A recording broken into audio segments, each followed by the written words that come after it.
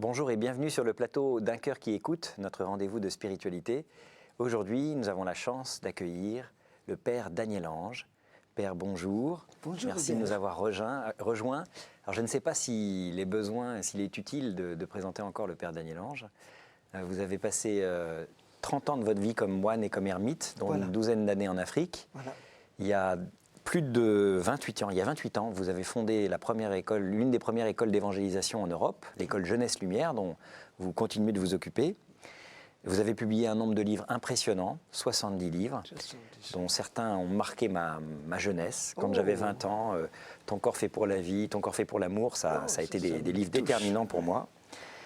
Et puis vous venez de publier, c'est la raison pour laquelle on vous reçoit aujourd'hui, un 70e livre qui s'appelle La mort et l'au-delà, Noël éternel, et qui est le dernier d'une série de 12 livres sur les lieux où on peut toucher Dieu. Voilà, exactement. Et alors ce dernier lieu où on peut toucher Dieu, où on peut le rencontrer, c'est la mort. Exactement. Alors on va parler de la mort, on va parler de tout ce qui entoure la mort, ce qui précède la mort, ce qui suit la mort. Mais auparavant, c'est le rituel de cette émission, vous allez nous lire un petit texte. Voilà. Je vis un ciel nouveau, une terre nouvelle, la cité sainte qui descendait du ciel, toute belle, pareille comme une fiancée pour son époux. Et j'entendis, je fais toutes choses nouvelles, de mort, de cris, de peine, il n'y en aura plus. Amen. Là. Donc ça c'est le thème du livre. C'est le point oméga. C'est le point oméga. C'est là où on va. Parce que si on ne sait pas où on va dans la vie, on tourne en rond comme les deux Dupont dans l'or noir de Tintin. Voilà. Alors dans votre livre, vous abordez beaucoup de thèmes, la vieillesse, les soins palliatifs, l'avortement, le suicide, l'euthanasie, les funérailles, le deuil, l'enfer, le purgatoire, le paradis. Donc il y a vraiment... Tout y passe. Tout y passe. Alors on n'aura peut-être pas le temps d'évoquer tous ces thèmes-là pendant l'émission. D'ailleurs, il y avait tellement de choses que je compte reprendre ça dans un an, mais dans un livre plus développé, où je pourrais mettre toutes les citations, les beaux exemples que j'ai dû éliminer pour tenir dans vu le format. Le format de la collection. Voilà.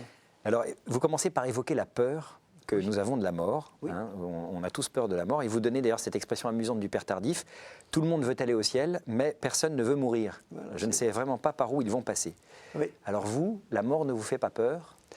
Je crois que quand on a un cœur d'enfant, tout abandonné, on n'a pas peur. Bien sûr, il y a une peur physique, viscérale, parce que c'est tout de même quelque chose d'effroyable. Mais comme pour le petit enfant, quand il sort du sein de sa maman, c'est un très mauvais moment à passer pour l'enfant, j'imagine, et un petit peu pour la maman. C'est pas facile, donc il y a cette sorte d'appréhension naturelle. Mais nous sommes victorieux de la peur dès le moment où nous sommes prêts à chaque instant à y passer. Voilà. Et dès que tu es victorieux de cette peur, tu n'as plus peur de rien dans la vie. Parce que c'est la plus grande des peurs. Voyez. Et je crois que ça dépend de cette confiance, de cet abandon. Seigneur, tu sais quand tu vas venir me prendre, tu sais de quelle manière, je te fais toute confiance et je suis tranquille. Voilà. Et puis je vis avec tous ceux qui m'entourent, toujours réconcilié, toujours paisible, de manière à ce que qui je pars ce soir, ou si l'autre personne part ce soir ou demain, je n'ai pas ces terribles regrets. Si j'avais su qu'il partirait si vite, je n'y aurais pas fait tel sale coup, je n'aurais jamais dit ça, etc. Et maintenant, il est trop tard. Voilà. Alors pour ceux qui se disent ça, pour ceux qui se disent il est trop tard, eh bien justement, je me suis fâché avant qu'elle meure et elle est morte, je ne peux plus rien lui dire. Eh bien, primo, c'est pas trop tard, parce qu'on peut avoir toujours un contact personnel et vivant avec ces personnes qui sont auprès du Seigneur, même si elles sont au purgatoire, et à travers le Seigneur, surtout dans l'Eucharistie, où toute l'Église est là dans son ensemble, celle du ciel et de la terre, je peux parler en direct à cette personne, lui demander un pardon que j'ai peut-être jamais demandé, lui donner un pardon que j'ai peut-être jamais donné, et puis surtout, je vais me dire, à partir d'aujourd'hui, pour éviter cette amertume post-mortem quand on reste sur terre, eh bien, je vais être en paix avec tous ceux qui m'entourent, tous les jours. Je me réconcilie chaque soir pour les petits conflits qu'il y a pu y avoir dans la journée. Comme ça, je m'endors en paix. Et si lui part ou moi part demain, je suis tranquille. Je suis toujours en paix avec les autres. Ça, c'est une clé du bonheur de vivre. Et combien plus avec le Seigneur. Quand on est en paix avec le Seigneur, quand on lui donne régulièrement tous nos péchés, nos infidélités. Quand maman s'est confessée pour la dernière fois dans sa vie, je partais en mission au Gabon, où j'ai appris la chose, elle m'a dit, tu vois, quand Jésus viendra me chercher, je ne sais pas quand, je veux qu'il n'y ait que de la joie, qu'il n'y ait pas un reproche dans ses yeux. Donc je lui donne au fur et à mesure tous mes péchés, comme ça je suis tranquille, ce sera la fête. Voilà. C'est une bonne manière de se préparer, Oui, c'est d'être tout le temps prêt à partir. Tout à fait. Alors derrière cette peur, d'ailleurs, je reprends une expression que vous aviez mise dans votre livre, parce que cette question, un journaliste l'a posée à Mère Teresa en lui demandant « Mais est-ce que vous n'avez pas peur de mourir ?» Oui. Et elle a répondu Et toi, es-tu triste de rentrer à Milan et de retrouver ta petite famille ?» Voilà, c'est ça, les retrouvailles familiales. Voilà, on va retrouver toute la partie de notre famille qui est déjà dans l'au-delà. Donc, tous nos racines sont au ciel et c'est ce bonheur des retrouvailles. En plus, retrouver tous ces frères et sœurs saints et saintes avec qui nous avons cheminé toute une vie, ça va être quelque chose de fabuleux quand je pense que je vais pouvoir toucher de mes mains un François d'Assise, une Pierre de Castelbajac, un Pier Giorgio Frassati, une petite Audrey, Chiara Luce et tous les autres. Tous vos amis. Castelbajac et tous les autres. Ouais. Alors derrière cette peur, au fond, il y a une peur de l'inconnu. C'est-à-dire qu'on se dit, mais il y a une expression que vous mettez aussi dans votre livre, là, que j'ai découverte à cette occasion, que je trouve très belle, de Jean-Paul II, qui dit « La mort est un territoire non exploré par l'homme ». Oui. C'est vrai qu'on a exploré beaucoup de choses, le fond des mers, les astres, oui. mais la mort, Oui. personne n'en est revenu en quelque sorte. Sauf un. Alors sauf un. Ah, voilà la différence. Sauf un qui nous a tout dit, comment nous y préparer, et qui nous a déjà dit ce que ce serait. Voilà. Et toutes ces apparitions après Pâques, dans cette joie des retrouvailles au bord du lac, etc., c'est comme des avant-goûts de ce que va être, après le tunnel, j'oserais dire, du passage, cette passerelle dans la Pâque de Jésus, quand nous allons nous retrouver dans la Galilée éternelle, dans le soleil, en plein soleil de Dieu. Vous voyez, ces apparitions pascales sont un avant-goût de ce qui nous attend au ciel. Puis quand il a dit lui-même, je vais vous préparer une place, je reviendrai te chercher pour que tu sois avec moi. Père, qu'il soit avec moi pour toujours, dans la gloire. Donc il nous a déjà tout dit, plus tout ce que nous dit l'Apocalypse et lettre de Saint Paul. Nous savons, ce n'est pas un continent complètement inexploré. Nous avons des sondes spatiales dans ce continent. Voilà, je crois que c'est ça. Voilà, nous avons des satellites qui déjà nous renseignent. Et alors pour terminer de faire taire cette peur en nous de la mort, oui. Le Christ n'emploie pas le mot mort, lui il parle de sommeil. Enfin, vous dites dans votre livre que c'est un mot qui est peut-être plus approprié finalement et que l'Église utilise beaucoup. Le mot mort est un mot païen. Dans ma culture de mon pays, au Rwanda, le mot mort n'est employé que pour les objets ou les animaux. Une vache est morte. Pour une personne humaine, on dit kwitabimana, qui est le geste de se lever, de courir vers quelqu'un qui t'appelle et de lui dire « Nditabie, me voici ». Voilà. Et c'est ça le mot dans la culture païenne du pays pour les personnes humaines. On répond à Dieu qui t'appelle. Voilà. Et donc, chaque fois que nous répondons à un petit appel du Seigneur pour des petites ou grandes choses dans la vie, nous nous préparons immédiatement. Nous sommes déjà connectés à ce dernier appel. Viens. Voilà. Et Jean-Paul II dira aussi qu'il attend ce moment où Jésus, comme sur le lac de Galilée en tempête, vient. Et on sort de la barque et on marche sur l'eau, on traverse cette eau de la mort parce que Jésus t'appelle. C'est l'heure de l'appel. Et c'est Jésus lui-même qui a défini cet événement comme un sommeil. Elle n'est pas morte, elle dort. Et tout le monde se moque de lui. Et ici, dans un cimetière aussi, si vous dites un tel n'est pas mort, il dort, tout le monde se moque de vous, voyez. Et Jésus l'a prouvé, Talita cum, ça veut dire petite agnelle, petit agneau féminin, lève-toi, voilà. Et puis aux parents, allez, donne-lui du couscous et la faim et tout ça. Il a prouvé que ce qu'il disait, c'était vrai. C'était pas du virtuel, voilà. Et pour Lazare, la même chose. Voilà, il dort. Alors les disciples ne comprennent pas. Voilà. Et c'est l'expression la plus courante chez les premiers chrétiens. Dans les catacombes à Rome, elle dort. Donc on s'endort, mais pour se réveiller. Si c'est qu'un sommeil, c'est en fonction du réveil. Au moment où, comme Jésus dans le tombeau, quand le Père est venu le réveiller, allez, lève-toi mon enfant, c'est l'heure des laudes éternelles. Donc on ne s'endort dans les bras d'une maman, on y reviendra, que pour ce réveil. Voyez. Alors Et ça, c'est justement. le mot technique. Somno pacis, le sommeil de la paix. Et même les cimetières, on appelle ça, non pas des dortoirs, mais des... Oui, effectivement. Enfin, le mot cimetière, oui, c'est ça. Oui, effectivement. D'ailleurs, les catacombes, c'est le dortoir, etc. Mais il y a une impression, un mot encore bien plus, autant profond, c'est dies natalis, le jour de la naissance, notre Noël éternel. De même que nous sommes nés sur Terre après 9 mois de gestation, après les années de gestation de notre vie, c'est le moment de notre naissance, où on sort du petit cocon de la planète Terre, enfin, on va pouvoir respirer des horizons immenses. Mais tout ce que vit l'enfant dans le sein de sa maman, cette lente croissance en 9 mois, il faut regarder ces films émerveillants, l'Odyssée de la vie, tout ça. Eh bien, tout ce que nous vivons, c'est que pour préparer nos membres à notre corps ressuscité, à notre vie au-delà de la naissance. Et c'est là où je dis, si tu as grandi spirituellement toute ta vie dans le sein de Marie, c'est-à-dire là même où Dieu a choisi de grandir en humanité, je choisis de grandir en vie divine, parce que le liquide amniotique du sein de Marie, c'est le Saint-Esprit. Donc tu baignes dans le Saint-Esprit, et donc en sortant du sein de Marie, tu tombes dans ses bras, dans les bras de maman, et pas dans une couveuse artificielle. Et c'est elle qui te prend et te présente au Père. Et ça y est.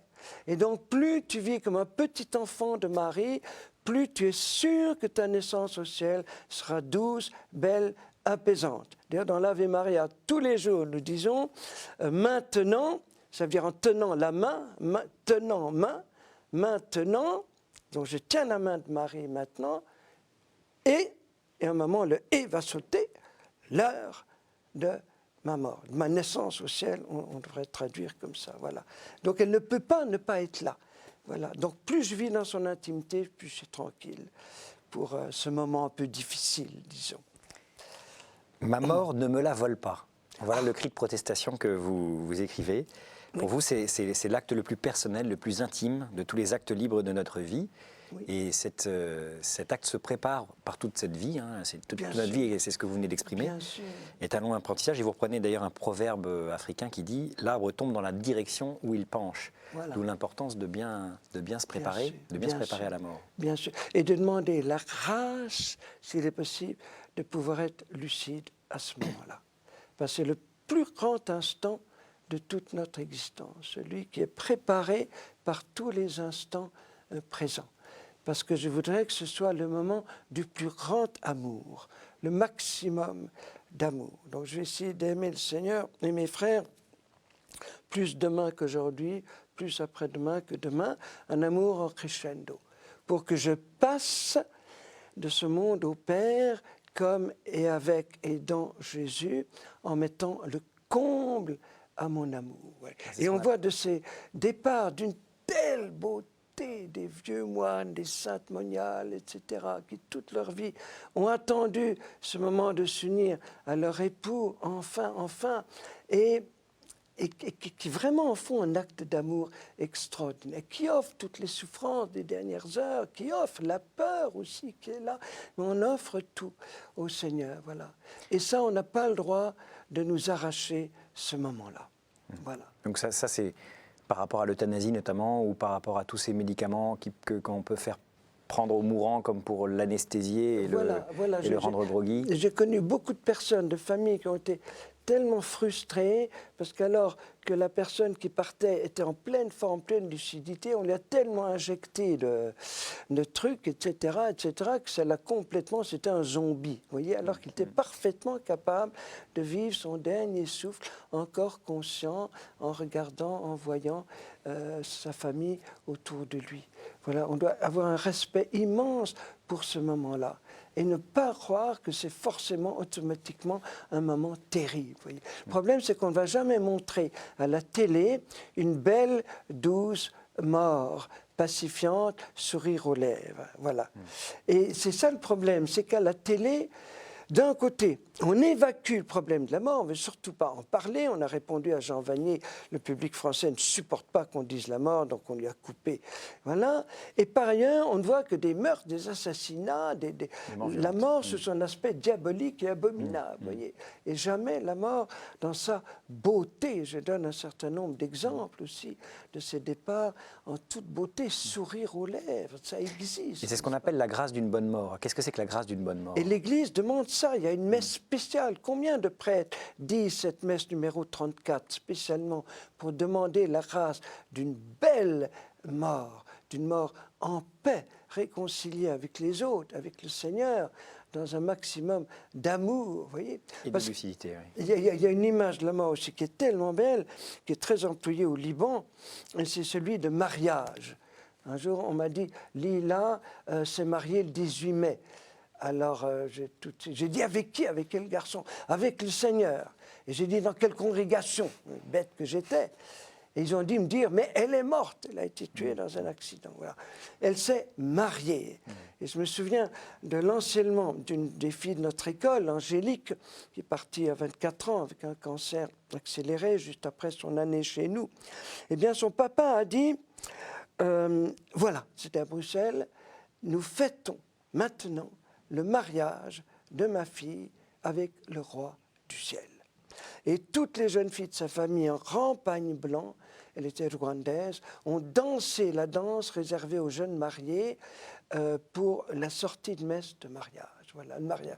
Donc après les fiançailles de la vie, où nous nous préparons, nous essayons de mieux connaître notre fiancé de plus en plus, puis il y a quelquefois des petites disputes, des incompréhensions, des quiproquos et tout ça, ce sera le moment béni où enfin, plus rien ne pourra me séparer de l'époux de mon âme. Mon mariage, belle comme une fiancée, parée pour son époux.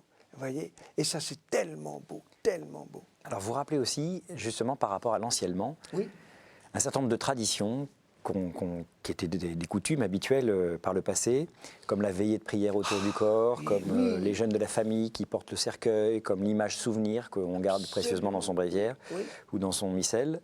Tout ça semble un peu tomber en désuétude et vous dites, mais non, c'est important, ces rites sont importants. Absolument, parce qu'on cherche à évacuer tous les rites, à enterrer le plus vite possible, à incinérer, etc. Même quelquefois plus de souvenirs aucun, les cendres jetées sur une pelouse, on ne peut même pas aller prier.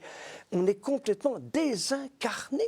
On tombe dans le virtuel, alors que nous avons besoin physiquement de tous ces rituels. Il y en a dans toutes les religions, depuis l'origine de l'humanité. Les premiers signes de l'humanité, c'est souvent des rites de funérailles, qu'on enterre personne humaine, pas comme un animal, etc. C'est essentiel, vous voyez. Et ces choses sont tellement importantes et pacifiantes et consolantes. Ces belles veillées de prière, j'en ai assisté à grand nombre, c'est d'une beauté quand on rappelle, mais dans la lumière du Seigneur, tous les souvenirs qu'on a de la personne, tout ça dans l'adoration, des chants, de douceur, de beauté. Même les enfants se sentent bien. Ça n'a rien de morbide, ça n'a rien, voilà, avec des belles couleurs, des fleurs, des icônes, mettre l'icône de la résurrection, l'icône de Marie. Moi, je l'ai fait visser sur le cercueil quand je suis prévenu un peu à l'avance, ou même avant que le cercueil soit fermé, je laisse une icône de Marie ou de la résurrection dans le cercueil, comme ça, la personne part avec Jésus ressuscité. Et au lieu de voir un cercueil en bois, toute l'assistance voit une icône de la résurrection avec Jésus qui vient prendre notre ami, notre frère pour l'introduire dans son royaume. Il faut allumer le Serge Pascal, mettre des quantités de petites bougies, tous les enfants de la famille qui apportent des petits lumignons. Il faut trouver toutes ces choses qui évoquent la résurrection, de manière à ce que ces enseignements soient vraiment des évangélisations. Voilà, ça ne veut pas dire forcément danser, sauter en l'air et tout ça, effectivement une sobriété, bien sûr, mais une joie paisible, une joie paisible.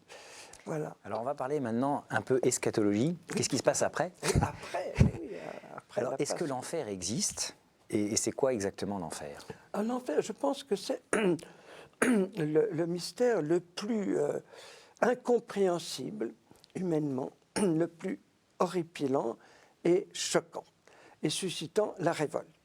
Et c'est une bonne révolte, une saine révolte, c'est la révolte de Dieu. Parce que Dieu ne supporte pas l'enfer.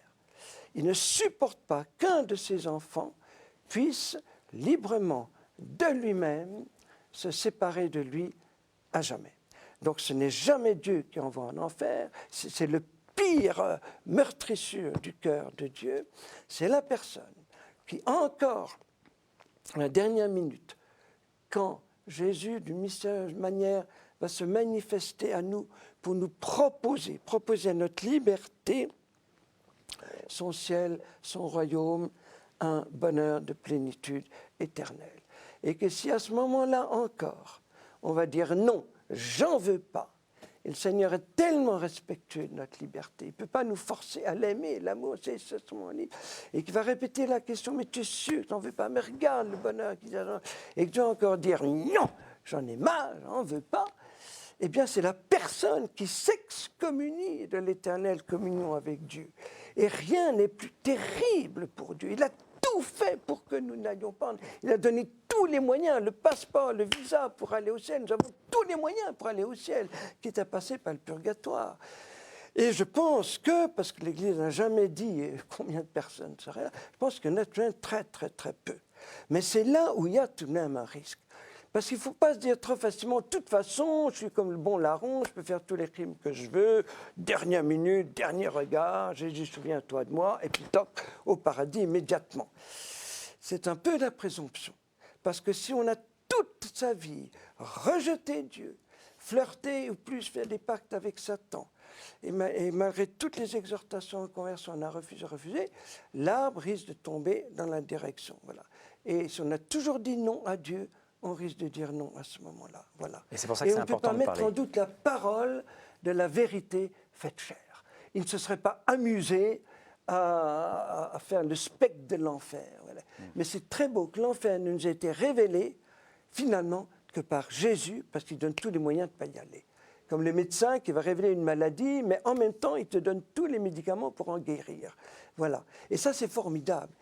C'est vraiment uniquement Jésus. Dans la première alliance, il y a le Sheol et tout ça, mais ce n'est pas encore très clair. Et c'est Jésus qui en parle tellement souvent, plus de 30 fois. Et on est obligé de respecter sa parole. Ou bien il a la vérité, ou il ne l'est pas. Voilà. Et je m'incline sans comprendre et révolté avec Dieu. Voilà. Révolté avec Dieu. Vous avez évoqué le purgatoire. Le purgatoire, pour le coup, on en parle pas dans la Bible. Le purgatoire, j'ai horreur du mot, mais je suis fou amoureux de la réalité. Voilà. Le mot est très très maladroit, on ne l'emploie pas en Orient, mais la réalité, c'est le chef-d'œuvre de la miséricorde de Dieu. Parce que ce serait le désespoir total s'il n'y avait pas le purgatoire. Parce que quand quelqu'un partirait vers le Seigneur, brusquement, dans un accident de voiture, peut-être encore plongé dans toutes sortes de choses contre Dieu, dans le satanisme, l'occultisme, le spiritisme, etc., la révolte contre Dieu. Je serais désespéré s'il n'y avait que l'alternative ciel-enfer. Voilà. Et si on met ensemble trois choses qu'a affirmé Jésus, que Dieu veut que tout homme soit sauvé, que la miséricorde est capable de pardonner tous les péchés, sauf un, on va y venir dans un instant, et troisièmement, j'ai oublié, j'avais un petit troisième, bref. Qu'il n'est pas possible de voir Dieu sans être purifié. Voilà, et en même temps, pas possible de voir Dieu sans être purifié. Ce qui est l'intuition la plus profonde de la réincarnation, qui est une chose désespérante, parce qu'il n'y a pas de salut, il n'y a pas de rédemption, il n'y a pas de Jésus. Parce que dans la réincarnation, ce qui est désespérant, c'est que tu dois te purifier de tout le mal que tu as commis dans des vies soi-disant antérieures, par les souffrances actuelles, et souffrir plus tard pour expier tout le mal que tu fais maintenant. Donc une auto-expiation peut être sans fin. Voilà. Et c'est là où intervient le purgatoire. Parce que ce qu'il y a de vrai dans cette chose, c'est qu'il faut être purifié pour voir Dieu. Mais la grande différence, c'est que c'est Dieu qui te purifie. C'est Dieu qui te lave. Vous voyez, on prenait la comparaison du mariage. Eh bien, l'autre jour, je vois une fille qui arrive affolée pour se confesser 10 minutes avant sa messe de mariage, toute rouge, etc. Et elle me montre une tache de café noir qui venait de se faire sur sa robe de mariée. Et vous savez que quand on est tout en blanc et qu'il y a une tache, on ne voit que la tache. Bon, donc la panique. Donc avant de la confesser avec du savon, voilà. Et c'est elle qui demande à être lavée avant d'arriver à la messe de mariage. Et c'est nous qui allons demander, supplier le Seigneur. Seigneur, ma robe n'est pas encore assez pure, je ne me suis pas assez confessé et tout, etc. Donne-moi, fais-moi passer dans une bonne machine à laver pour que ma robe de mariée soit toute belle, pour que les anges et les saints m'applaudissent. C'est nous qui allons demander cette grâce. Voyez. Et puis c'est le lieu où enfin, pour ceux qui n'ont jamais connu la joie de l'espérance sur terre, vont connaître le bonheur d'espérer. Spe gaudentes, Saint Paul caractérise l'espérance par la joie de l'espérance. Ceux qui n'ont jamais connu sur terre, ceux qui se suicident par désespoir, ils ont le droit, avant que l'espérance disparaisse au ciel, où il n'y aura plus besoin d'espérance, ils ont le droit de connaître cette espérance. Et puis c'est le lieu où je deviens un petit enfant. Jésus a dit, seuls ceux qui ont un cœur d'enfant peuvent voir Dieu, peuvent entrer dans le royaume. Bon, si tu pars, ou un de tes amis part, sans un cœur d'enfant, encore orgueilleux, arrogant, il y en a tant comme cela, ce serait le désespoir, c'est avec l'enfer. Eh bien voilà, tu es obligé d'être un petit enfant, parce que tu ne peux plus rien faire de toi-même au purgatoire. Tu dépends entièrement du Seigneur à travers ses saints au ciel, ta famille au ciel qui supplie pour toi, et ta famille restée sur terre qui supplie par toi. Tu dépends des autres, tu te laisses faire, tu t'abandonnes, tu deviens un enfant, et dès que tu es un enfant, hop, le ciel. Voyez. Et ça, c'est extraordinaire. Voyez. Et on parle des souffrances, mais Benoît XVI a très bien dit dans Spécial Vie, ce sont des souffrances heureuses, des souffrances joyeuses, où sont mêlés la douleur et le bonheur. Il y a un bonheur du purgatoire dont on ne parle pas assez. C'est quelque chose de fantastique.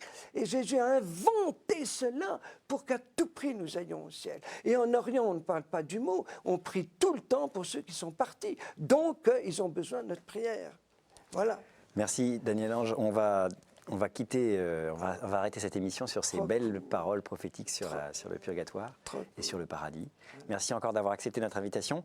Et je rappelle que vous venez de publier donc aux éditions des Béatitudes un livre qui s'intitule La mort et l'au-delà. Et on peut aller au bout de ce que vous avez commencé à nous dire pendant cette émission. Merci, Père Daniel Ange. Voilà, merci.